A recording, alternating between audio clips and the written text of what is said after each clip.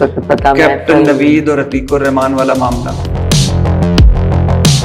अस्सलाम वालेकुम, मैं हूं मैर तारिक। नाज़रीन, एक दो रोज से सोशल मीडिया पर अदाकारा मीरा का इंटरव्यू वायरल हो रहा है या इनके इंटरव्यूज के क्लिप वायरल हो रहे हैं, जो कि खास तौर पर दो साफियों ने किए। एक हमारे सीनियर साफी इरशाद भट्टी साहब हैं, काबिल एहतराम है हमारे लिए, और दूसरे हैं जी रेहान तारिक साहब, जिनकी साफत वैसे भी ज्यादातर टिकटॉकर्स के इंटरव्यूज के गिर्द ही घूमती है। अच्छा जी, सबसे पहले तो बतौर साफी मेरे लिए ये शर्मिंदगी की बात भी है कि अदाकारा मीरा, जिनका अपना सारा कैरियर बड़ा ही कंट्रोवर्शियल रहा है, वो रेहान तारिक समेत इरशाद भट्टी साहब को कम से कम साफत का एक दर्स ज़रूर देकर गई हैं कि मैं अपनी ज़ाती ज़िंदगी पर बात करके व्यूज़ नहीं लेना चाहती। और ये हमारा अलमिया भी है, आजकल ज़्यादा यही हो रहा है।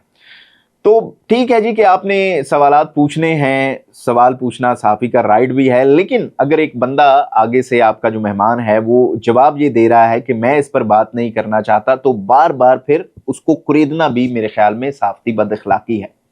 पहले बात करते हैं जी इरशाद भट्टी साहब की। सीनियर साफ़ी हैं जो कि अपने तुंदो तेज सवालात की बदौलत अपनी ख़ास पहचान रखते हैं,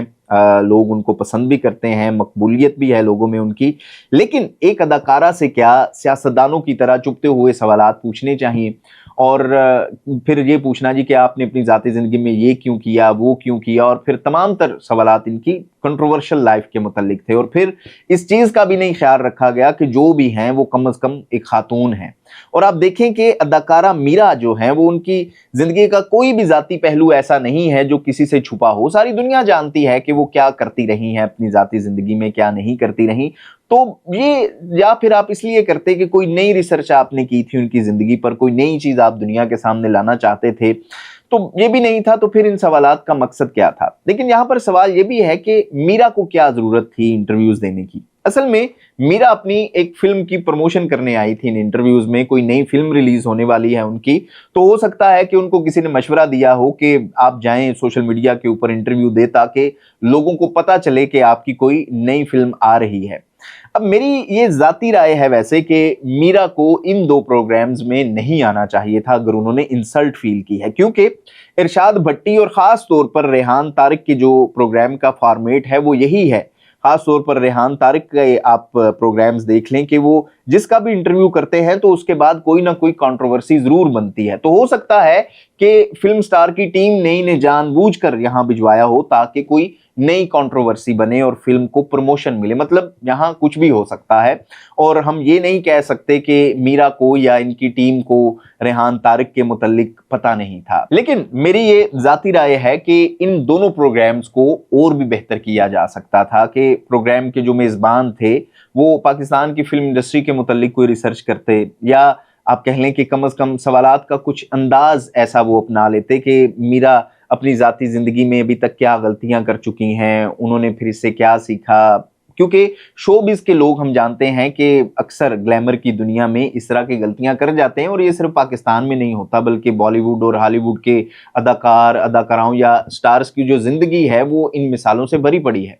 और या फिर आप कह लें कि कम से कम सवालात इस अंदाज में किए जाते कि आपके मेहमान को बुरा भी ना लगता और आपकी जो सहाफ़ती जिम्मेदारी है वो भी कहीं ना कहीं पूरी हो जाती, और जाहिर है कि फिर लोगों को कुछ ना कुछ सीखने को भी मिलता। लेकिन मसला ये है जी कि हमें लगता है कि जब तक हम अगले बंदे से, अपने मेहमान से चुपते हुए सवालात नहीं करेंगे जो कि अगले के मुंह पर एक थप्पड़ की तरह लगे, तो हमारे प्रोग्राम का टीज़र भी नहीं बनेगा, या आप कह लें कि मोन्ताज नहीं बनेगा, और फिर हमारा प्रोग्राम भी नहीं चलेगा। हम ये सोचते हैं, और इस मसले की एक बड़ी वजह यह है कि हमारी सहाफ़ती प्रैक्टिस ही ऐसी है कि हमारी सहाफ़त सियासत और क्राइम के गिर्द ही सिर्फ घूमती है। बाकी बीट्स मसलन सेहत, खेल, शोबिज़, बिजनेस और या बच्चों की तालीम हो, तो ये हमारी सहाफ़त में सिरे से ही नहीं है। आप देख लें कि 24 घंटे आपको न्यूज़ चैनल्स पर सियासत और क्राइम ही घूमता हुआ नजर आएगा। इसी वजह से जो हमारी सहाफ़त का एक पैटर्न बन गया है वो भी यही है कि हमारे सामने जो भी बैठ जाए हम इसको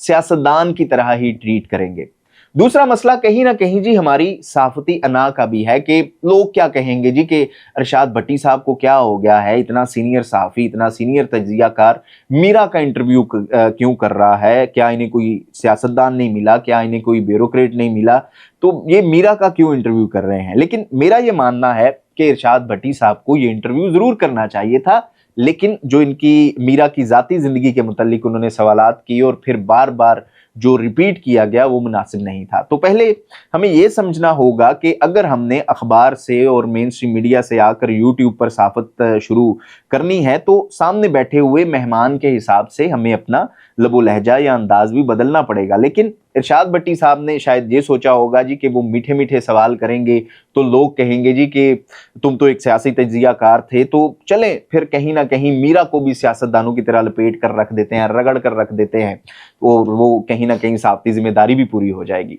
अब यहाँ पर हमारा कहीं ना कहीं सहाफ़त में दोहरा मेयार भी है कि हमारे सामने कोई बड़ा और ताकतवर सियासतदान, सहाफ़ी या बिजनेसमैन या ब्यूरोक्रेट बैठा हो तो सहाफ़ियों का देखा अपने लबो लहजा भी बड़ा नरम हो जाता है, बड़ा ही मोदबाना तरीके से वो सवालात पूछते हैं फिर, या अगर कोई आपने तनकीदी क्वेश्चन भी करना है तो वो शुगर कोटेड होता है। लेकिन जैसे ही हमारे सामने कोई कमज़ोर बंदा बैठ जाए तो हमारा अंदाज भी कहीं ना कहीं एक फाइटर सहाफ़ी की तरह हो जाता है, हमारे अंदर का फाइटर सहाफ़ी जो है वो बाहर निकल आता है। अब अगर सिर्फ इन्हीं कंट्रोवर्सीज की बात करें तो पाकिस्तान के बहुत सारे सियासतदान हैं जिनके ऊपर इस तरह की कंट्रोवर्सीज हैं, जिनकी हमने वीडियोस लीक होते हुए देखी या जिनके कुछ इस तरह के स्कैंडल्स आए। तो क्या हमारे भट्टी साहब हैं, इन्होंने आज तक किसी सियासतदान से इस तरह का सवाल पूछा है? तो जब आप उनसे ये नहीं सवाल पूछ सकते उनकी जाती जिंदगी के बारे में तो फिर आपको किसी दूसरे बंदे से भी नहीं पूछना चाहिए। अच्छा जी, अब रेहान तारिक साहब की बात करते हैं। उन्होंने भी वही किया जो कि इरशाद भट्टी साहब ने किया, यानी कि जब देखा कि मीरा जाती जिंदगी के मुतालिक सवालात पर हिचकिचा रही हैं तो उन्हें सवालात चेंज कर देने चाहिए थे, लेकिन वो बार बार घूम फिर कर वही सवालात उनसे कर रहे थे। और इसकी एक बड़ी वजह यह भी है कि इंटरव्यूज की तैयारी ही नहीं करते लोग, क्योंकि आपने या आपकी रिसर्च टीम ने सिर्फ इतनी ही रिसर्च कर रखी थी मीरा के बारे में कि यानी कि मीरा की कंट्रोवर्शियल जिंदगी और मीरा अपनी जिंदगी में क्या क्या करती रही। तो फिर जब मीरा ने जवाबात नहीं दिए उनके, जाहिर है कि इंटरव्यू का फिर आपने टाइम भी पूरा करना था, आपने सामने ऑडियंस भी बिठाई हुई है, तो फिर टाइम पूरा करने के लिए जितनी उन्होंने रिसर्च कर रखी थी वही बार बार जो है वो उनके स्कैंडलाइज जो क्वेश्चन थे उनके सामने रखे जाते। अब असल में इन्होंने क्या किया कि यूट्यूब का एक चैनल है इंडिया का ललन टॉप, उनकी नकल करते हुए इन्होंने प्रोग्राम तो ये शुरू कर लिया है, लेकिन ललन टॉप पर बुलाया जाता है जी ज्यादातर बॉलीवुड स्टार्स को, सिंगर्स को, लेकिन वो जो वहां पर मेजबान बैठते हैं उनकी जो टीम है वो पूरी मेहमान के मुतालिक रिसर्च करते हैं, वो तनकीदी सवाल भी पूछते हैं लेकिन इन अ लाइटर वे पूछते हैं कि सामने जो मेहमान है उसके कंफर्ट जोन का भी ख्याल रखे। जाहिर है कि आपके सामने जो मेहमान बैठा हुआ है आप उसे कंफर्टेबल फील नहीं करवाएंगे तो वो इंटरव्यू कैसे देगा, क्योंकि ये लोग जो हैं वो सियासतदान तो नहीं है कि आप जिस तरह के भी सवालात पूछेंगे वो जवाब देगा उसका लाजमी, और अगर वो प्रोग्राम से उठ कर जाएगा तो फिर लोग उल्टा उसको तनकीद का निशाना बनाएंगे जी कि सियासतदान वहां से भाग गया, उसको सवाल का जवाब नहीं देना आया। तो सियासतदानों की ये मजबूरी होती है सवालात का सामना करना, लेकिन किसी अदाकार की या किसी और कैटेगरी के लोगों की नहीं होती। तो मेरा ख्याल है कि अगर आपका कोई मेहमान इस तरह से आपके प्रोग्राम से उठकर जाता है तो ये मेजबान के लिए इंसल्ट की बात है कि जब आप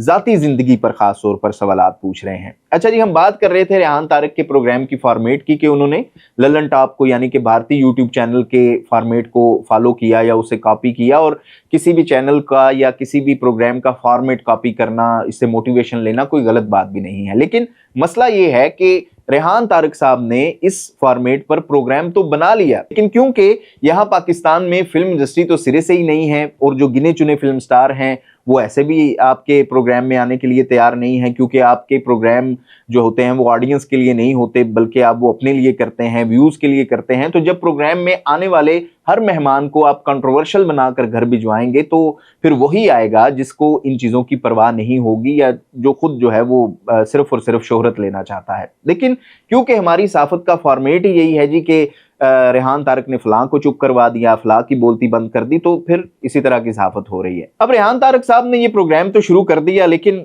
यहाँ पर शोबिज इंडस्ट्री का कोई मेहमान प्रोग्राम में आ नहीं रहा था, तो इन्होंने बड़ा एक स्मार्ट मूव लिया कि उसका एक मतबादल निकाला कि सोशल मीडिया और टिकटॉक स्टार्स की सूरत में इन लोगों को इस प्रोग्राम में दावत देने लगे। और पाकिस्तान वैसे भी सोशल मीडिया में बड़ा जरखेज है, तो फिर ज्यादातर खास तौर पर उन सोशल मीडिया स्टार्स को बुलाया गया जो कि कंट्रोवर्शियल थे,